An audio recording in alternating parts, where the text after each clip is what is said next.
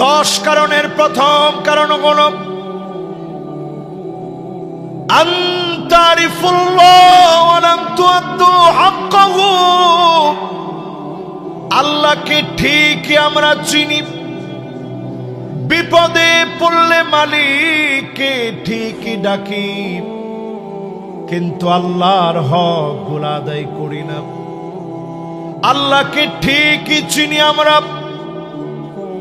এই কোম্পানিগঞ্জে নদীর পানি যখন ধাক্কা মেরে ওঠে, বন্যা যখন চতুর্দিকে প্লাবিত করে দেয়, আর কারো কথা মনে পড়ে না, যার কথা বারবার মনে পড়ে তিনি কে? তাহলে এবার আমার সাথে সাথে বলেন তো দেখি, আল্লাহরে ঠিকই আমরা চিনি কিন্তু আল্লাহর হক আদায় করি না, এই জন্য আমাদের তওবা যিনি কবুল করেন না তিনি কে? আজকে থেকে যদি আপনি নামাজ পড়া শুরু করেন, 5 ওয়াক্ত সময় মতো যদি নামাজ পড়েন, নামাজের সালাম ফিরানো মাত্র ইস্তেগফার পড়লেন, আস্তাগফিরুল্লাহ আস্তাগফিরুল্লাহ আস্তাগফিরুল্লাহ পড়লেন, আল্লাহর কাছে মাফ চেয়ে নিলেন।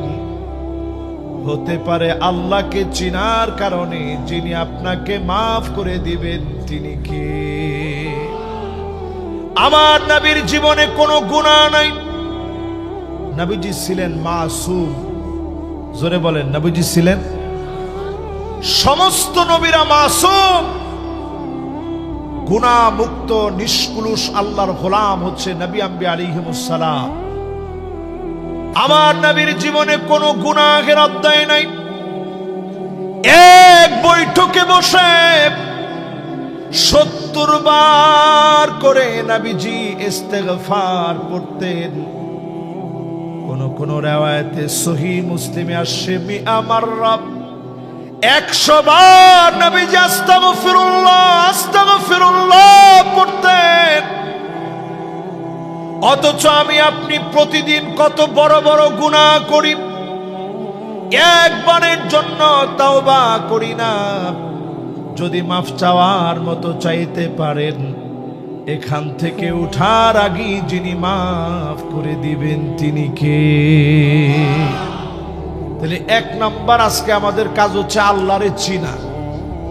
আর চিন্না শুধু খালি মুখে বললে হবে না, আল্লাহরে চিনি, চিনি আল্লাহর হক আদায় করা লাগবে, ঠিক কিনা বলেন?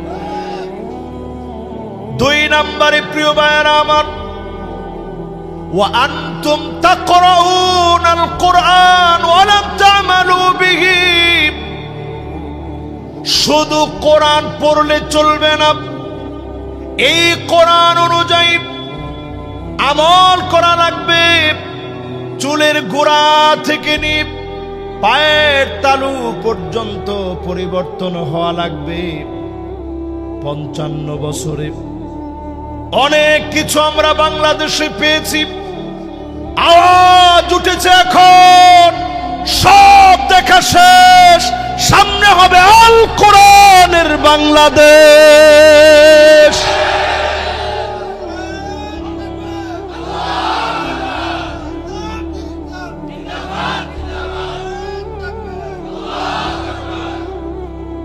আমরা কি সবাই একমত আছি যে আল্লাহর কোরআন দিয়ে রাষ্ট্রটা চলুক?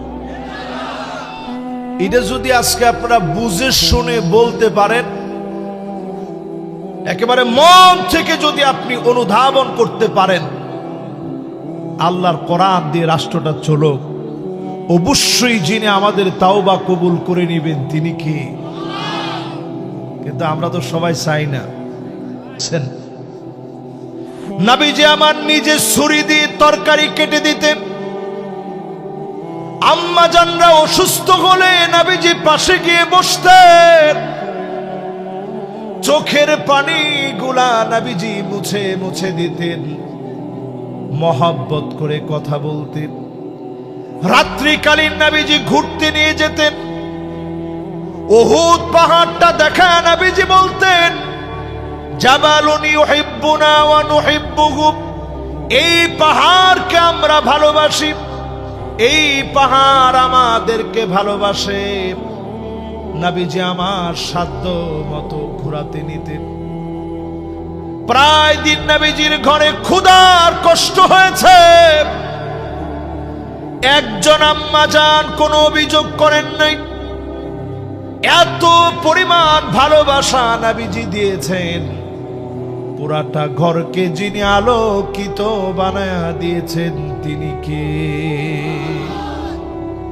এবার আমাদের ঘরের অবস্থাটা একটু চিন্তা করেন।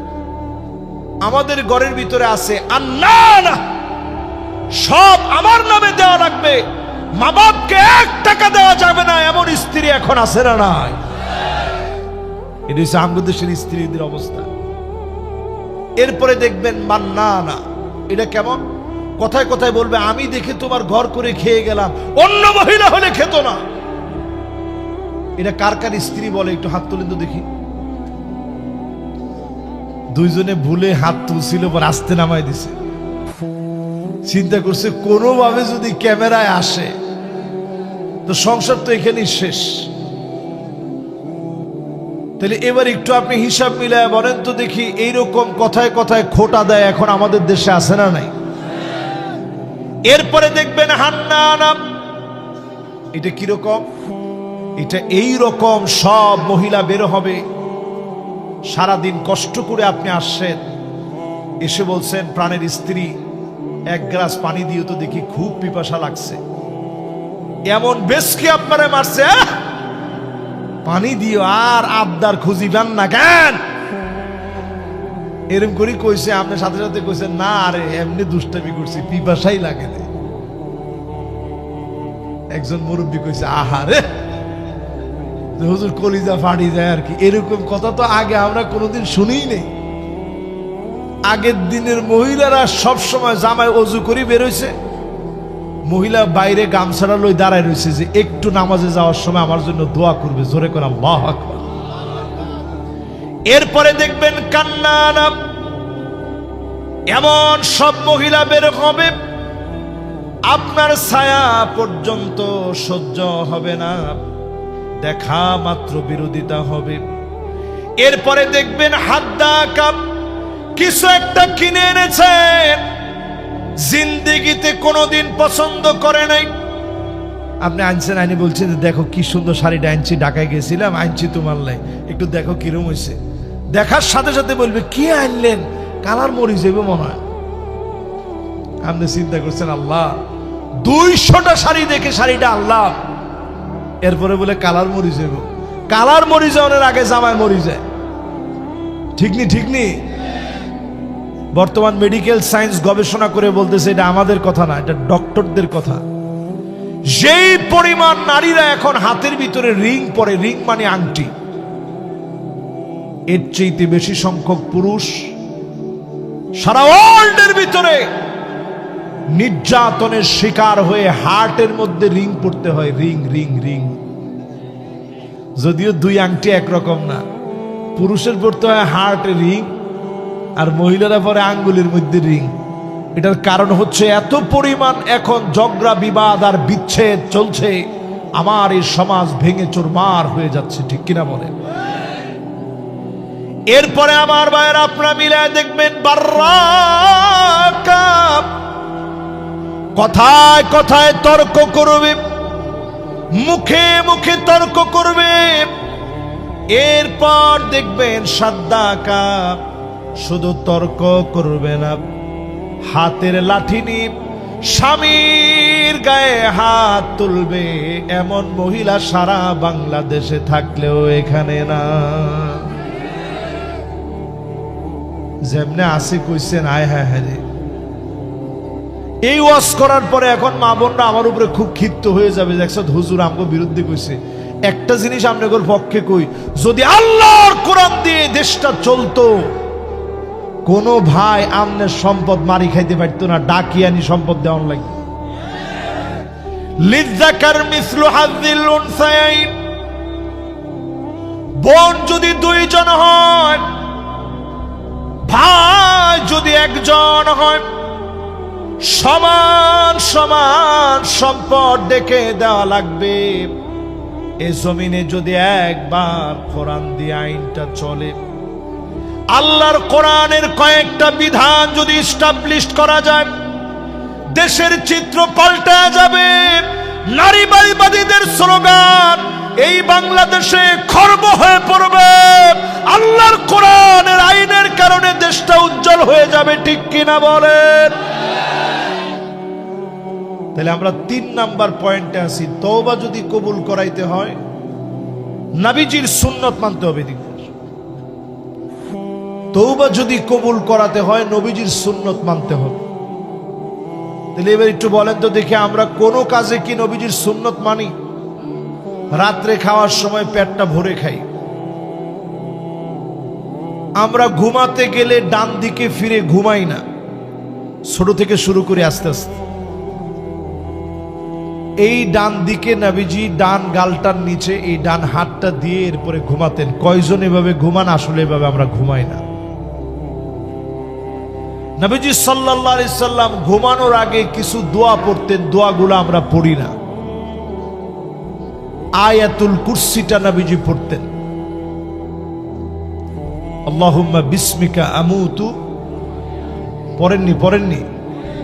পইরা এরপরে ঘুমাইতে যান। মোবাইলটা একটু দূরে রাখেন, এটা থেকে একটা রেডিয়েশন বের হয়। এই পৃথিবীতে রেডিয়েশনের একটা মেশিন আবিষ্কার হয়েছে। আমি দক্ষিণ কোরিয়া গিয়েছিলাম, আমি গিয়ে নিজে দেখে অবাক হয়ে গেছি কি পরিমাণ রেডিয়েশন প্রতিনিয়ত আমরা আমাদের শরীরের ভিতরে ঢুকাচ্ছি। এই যে আমার সামনে যে মোবাইলটা আছে, এই মোবাইলটা যদি গিলাফ দিয়ে ঢেকে না রাখেন, এই যে এটা স্যামসাং অরিজিনাল, এই গিলাফটা বানাইছে যাতে করে রেডিয়েশন না আসে। এরকম যদি গিলাফ দিয়ে ঢেকে রাখেন তাইলে হয়তো রেডিয়েশনটা আসলো না। হাতে যে গড়ি পড়ছেন এটা থেকে একটা রেডিয়েশন যাবে। শরীর সেকেন্ডে নিতে পারে যতটুকু রেডিয়েশন, এর চাইতে কত গুণ বেশি রেডিয়েশন আমরা দিচ্ছি, যেটা আমাদের মস্তিষ্কের হাড়গুলার ভিতরে গিয়ে বাড়ি দিচ্ছে।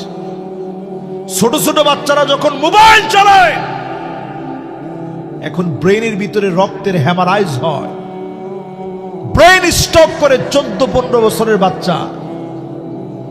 শুধুমাত্র কারণ হচ্ছে অতিরিক্ত মোবাইল চালানো, এটা ব্রেন নিতে পারে না। যে সুইচগুলো আছে কারেন্টের, এগুলা থেকে রেডিয়েশন আসতেছে, ওয়াইফাই থেকে আসছে। আমরা যে ওভেন ব্যবহার করি, যে ওভেন দিয়ে আমরা এখন গরম করে এরপরে রান্নাবান্না করে খাই, সে ওভেন থেকে রেডিয়েশন আসছে, ফ্রিজ থেকে রেডিয়েশন আসছে। চতুর্দিক থেকে যে পরিমাণ রেডিয়েশন আসতেছে, এই রেডিয়েশন গুলাকে যদি আপনি মিলান, একটা জ্বলন্ত আগ্নেয়গিরির মতো প্রতিনিয়ত আমার চারপাশে চলতেছে। যত আকাশ প্রযুক্তি দেখতেছেন, তত বেশি আমাদের ধ্বংসের কারিগর আমরা নিজেরা নিজেদেরকে বানাচ্ছি। এই সময় আমরা কয়জন লোক সুন্নত মানি? অধিক